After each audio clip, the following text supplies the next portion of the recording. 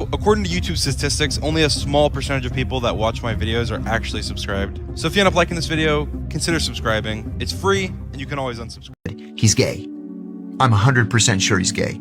So then we started this conversation, headquarters and I, how can we use that to our benefit? Did he have a wife? No. He was single? Which was unusual at his age. How did you know he was gay? Oh, I just, it was a vibe. Okay. So headquarters says, we want you to pretend that you're gay. I said, oh, come on, you guys. No, we really need the information. You got to pretend that you're gay. I said, okay, I'll do it. I'll do it for Uncle Sam. Are hitmen real? Yes. At the National Security Council, there is a committee that meets every Tuesday morning at 9 o'clock to drop something called The kill list. They sit around a table and they make a list of all the people that they want to kill that week. And then they take it back to the CIA, which has a Dedicated unit. I won't tell you the name, but it has a dedicated unit that takes receipt of the list. They say, okay, number one. They drive to the airport, they get on the plane, they go out to that country, They kill the person. they come back, and then they go to number 2 on the list. That happens every single week. Now, we can have a conversation about whether that's right or whether it's wrong. It's certainly immoral. It's illegal. But it's been tasked by the president. At the same time, they will tell you, There hasn't been another 9/11, has there?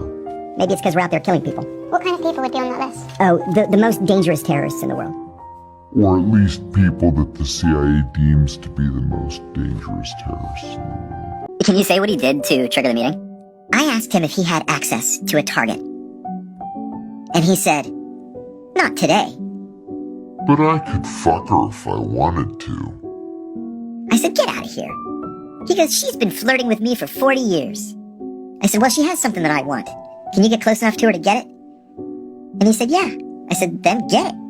So he triggered the meeting to say, He fucked her, and she gave him everything that I had asked for, and he wanted to give it to me. I said, you're a dog, you know that? You're like an animal. I said, you're an old man. You're older than my father, I told him. And you're Banging women to get information from them? He's like, this is the life we've chosen for ourselves. I said, okay, all right. No need to get dramatic about it now. I fucking love this guy. I love him. I Googled him a few years ago, and he died. He died about 10 years ago. I was sorry to say, but he was a genuinely good guy.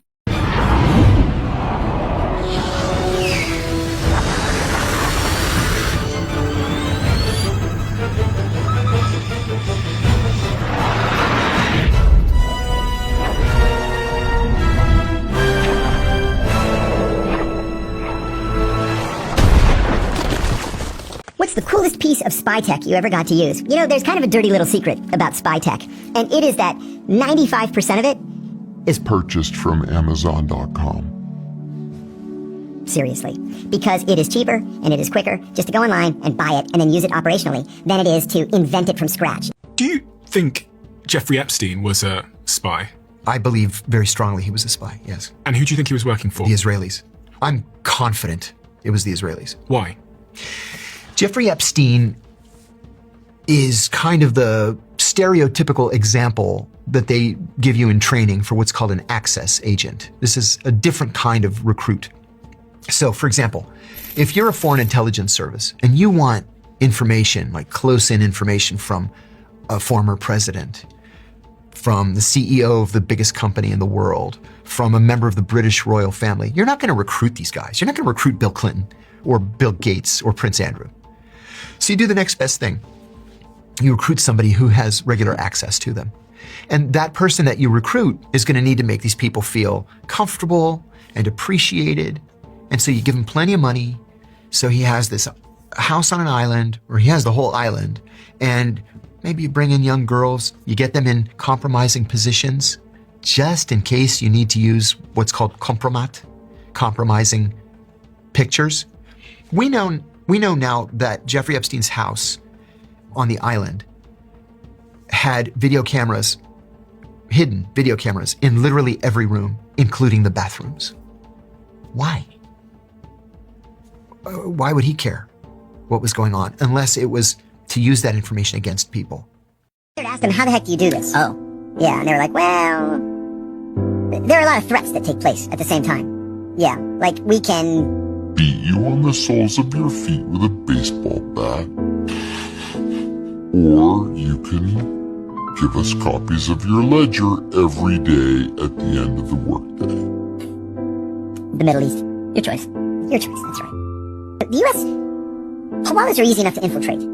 Any FBI agent can go to this Arabic bakery, and they probably already have gone to the Arabic bakery in Bethesda, Maryland, and said, look, You know, we're gonna fuck you up, or you're gonna give us access to your books. the U.S. government is far more worried about cryptocurrency. Yeah, that's why, doing my taxes, this most recent iteration, Quicken asked me 3 different times if I had bought or sold crypto. And then he starts crying and he says, Please, brother, kill me. Take the pillow and kill me. and I said, no, nobody's gonna kill you. I said, You're gonna get the best medical care that the American government can provide. This is a torture program. They can use whatever euphemism they want, but this is a torture program, and torture's a slippery slope. he said, you know how these guys are. Somebody's gonna be a cowboy, they're gonna go overboard, and they're gonna kill a prisoner. And when that happens, there's gonna be a congressional investigation, then there's gonna be a Justice Department investigation, and somebody's gonna go to prison. Do you want to go to prison? I said, no, I don't want to go to prison. As it turned out, I was the only person who went to prison. I said, your life is over. So, now, I'm gonna ask you a question that's gonna determine how the rest of your life is gonna be spent. We know who you are, we know who you work for, and we know that you're in charge of the arms cache. So I wanna know, where are the weapons? He's like, Fuck you, I will never tell you, motherfucker. It's like, that's the wrong answer. So he calls me one night and it was late. He's a bum. He's broke. He's just a terrorist. You can't make any money from terrorism. So I started paying him, and I was paying him pretty handsomely too. And he was giving me good information, like operational information. And this terrorist group had sort of fallen out of fashion, and he became involved with a group of anarchists. And what they wanted to do was just blow shit up for no reason other than to, shout, yay, anarchy, right? So he calls me one night and it was late. It was like 11, and he did the, what we call the protocols. So he's like, I said, hello. And I knew it was him because I had this phone that was just for him. It was a burner. And I said, hello. He says, hi, the rain in Spain falls mainly in the plain. And so I said, oh, hares eat oats and does eat oats and little lambs eat ivy. And he laughed and I laughed and we hung up. And that meant meet me in the parking lot of, the Jumbo toy store at 2 a.m.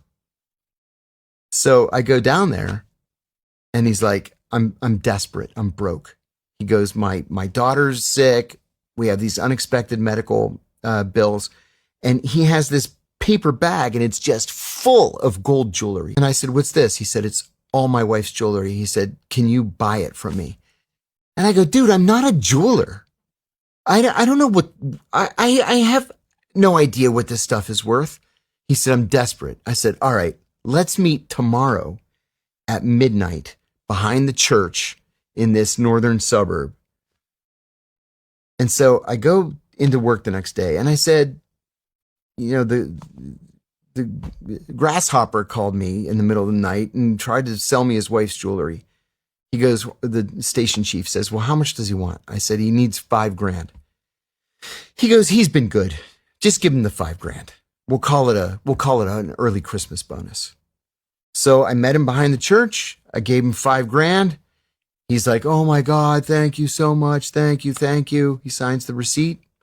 And he was forever indebted to me. He actually cried when I left to return to headquarters. He's like, I'm not sure I can work with anybody else. I said, oh, you're going to be fine. Everybody else has money that's just as green as the money that I carry. You're going to be fine.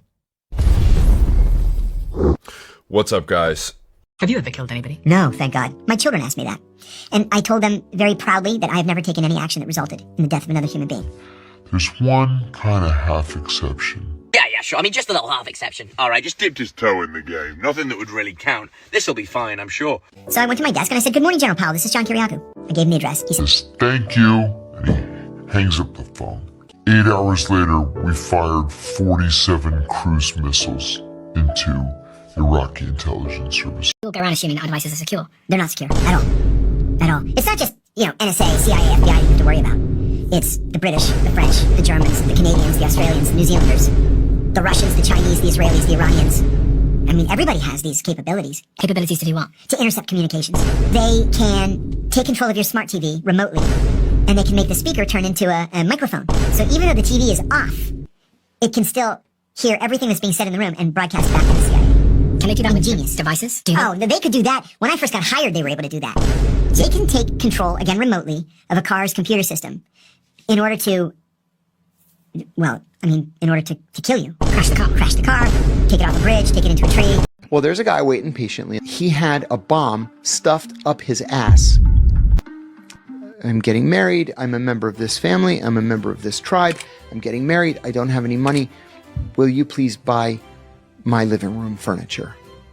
And he'll say, yes, of course. Mohammed, talk to this guy and get him living room furniture. The next guy comes up. Oh, Your Highness, thank you for seeing me. My car broke down and I'm a taxi driver and I need a new car. Abdallah, give this guy a new car. That's a majlis in Saudi Arabia. Well, there's a guy waiting patiently in line. Unbeknownst to Mohammed bin Nayef or anybody else, he had a bomb stuffed up his ass. Literally, he stuffed the whole bomb up his ass. And when he gets to the front of the line, he detonates it. Oh my God. He blows himself to 1,000 pieces, but he almost kills Mohammed bin Nayef. Oh, he shoved it up his ass and didn't even get to kill the guy? Is there anything that we haven't talked about that you think is important? 99% of the people say no. Some people say, what do you mean? He said, well, to this janitor, things like murder, rape, robbery, Bestiality. and the guy says, what was that last one?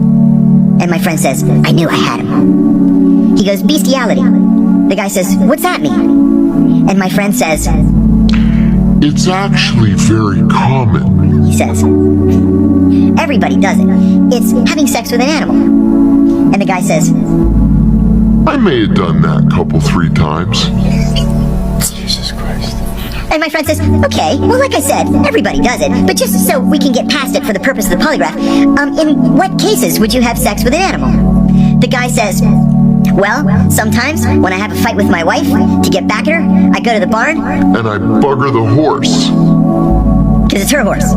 He said he gets up on a step stool. And he gets the horse. And he's like, okay, and you've done this more than once? He said, I may have done it 3 times. So he said, needless to say, they escorted him out of headquarters and took his badge and said, don't ever come back.